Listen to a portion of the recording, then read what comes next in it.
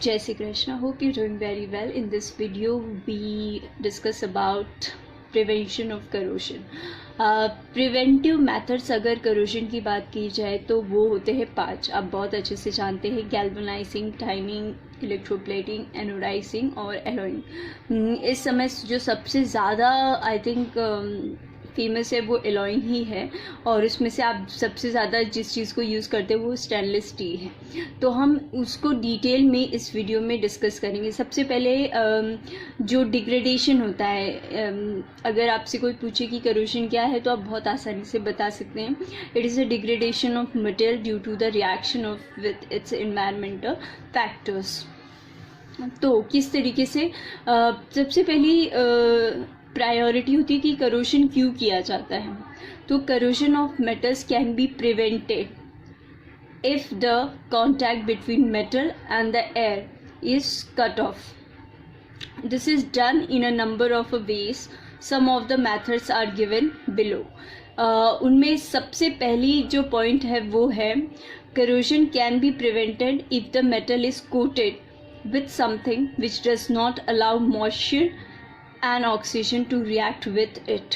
हमेशा याद रखिएगा करोजन को किस तरीके से प्रिवेंट किया जाता है. तो गैल्वेनाइजिंग और अगर बात की जाए इलेक्ट्रोप्लेटिंग तो इसका बेस्ट एग्जांपल है. Corrosion can be prevented. Corrosion को किस तरीके से प्रिवेंट किया जा सकता है? If the metal is coated,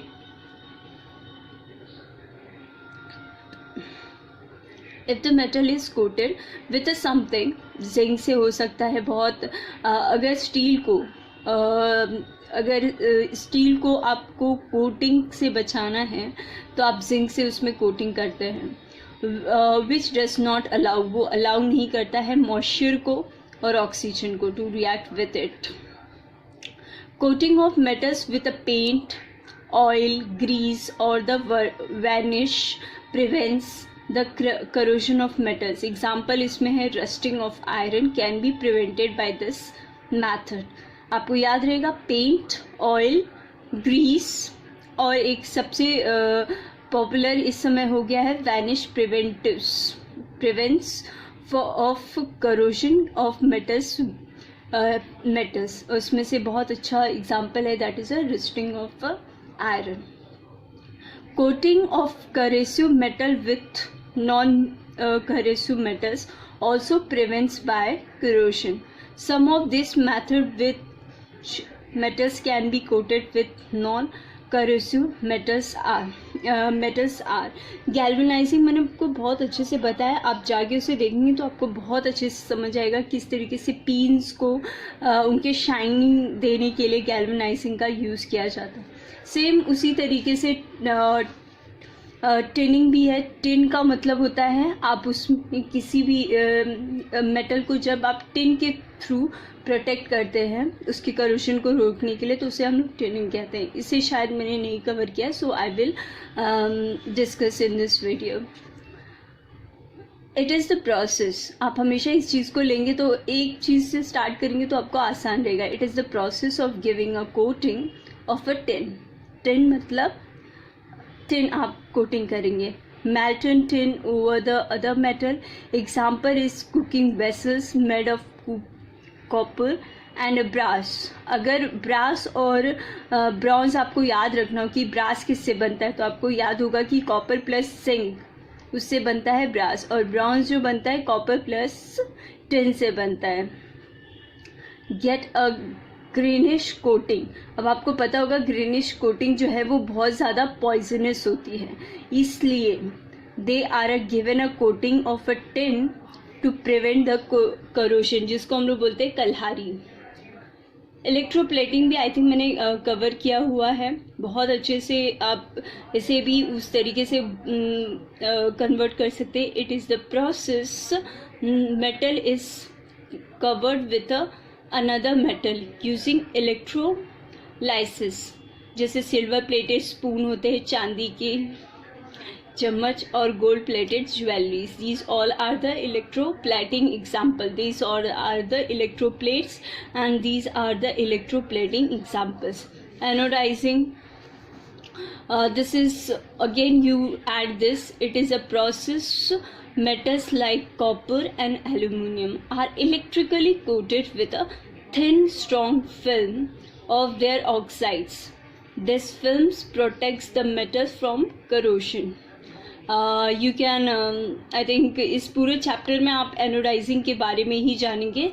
हम इसके नेक्स्ट वीडियो में इन डिटेल डिस्कस करेंगे कि एनोडाइजिंग किस तरीके से वर्क करता है. Last and very important that is alloying. इस समय बहुत ज़्यादा फेमस यही है.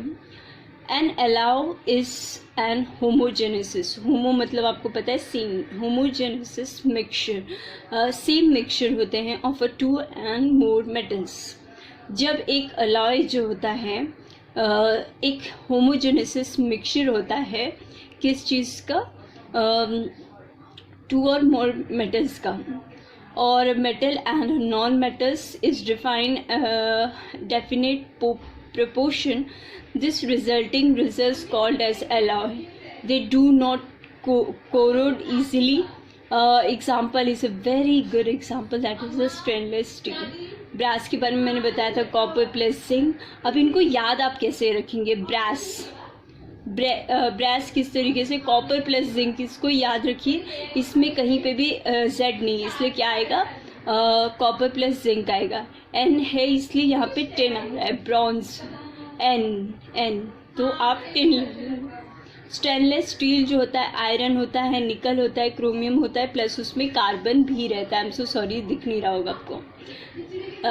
If one of the metal is a mercury, अगर कोई भी एक मेटल जो है मर्क्यूरी रहता है, then the alloy is known as a amalgam. यहाँ पर एक बहुत प्यारी सी चीज़ दी गई है जो आपको बहुत अच्छी लगेगी. That is a pure gold. आप जानते हैं इंडिया में 22 कैरेट गोल्ड बनता है.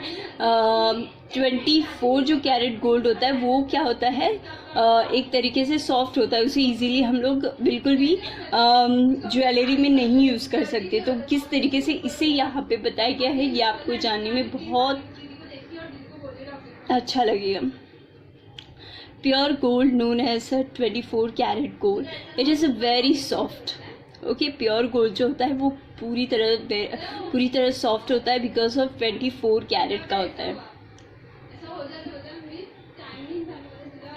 Then it is therefore not suitable for making a jewellery. इस वजह से ये ज्वेलरी नहीं बना सकता. It is alloyed with either silver और a copper to make it hard. Generally in India 22 carat gold is use for making ornaments मतलब jewellery. It means that 22 parts of pure gold is allowed with 2 parts of either copper or a silver. दो जो होते 24 carat जो माना जाता है, जो आप बहुत अच्छे से तनिष्क वगैरह आपने सुना होगा बहुत अच्छे से नाम. तो 24 नहीं 22 होता है बिकॉज 24 जो होता है वो सॉफ्ट होता है एक तरीके से. और उस गोल्ड को हम लोग बिल्कुल भी ऑर्नामेंट्स के यूज़ के लिए नहीं अलाउ कर सकते. इसीलिए वहाँ पे 2% सिल्वर या फिर कॉपर यूज़ किया जाता है. यस, सिल्वर और copper. That's it. Bye bye.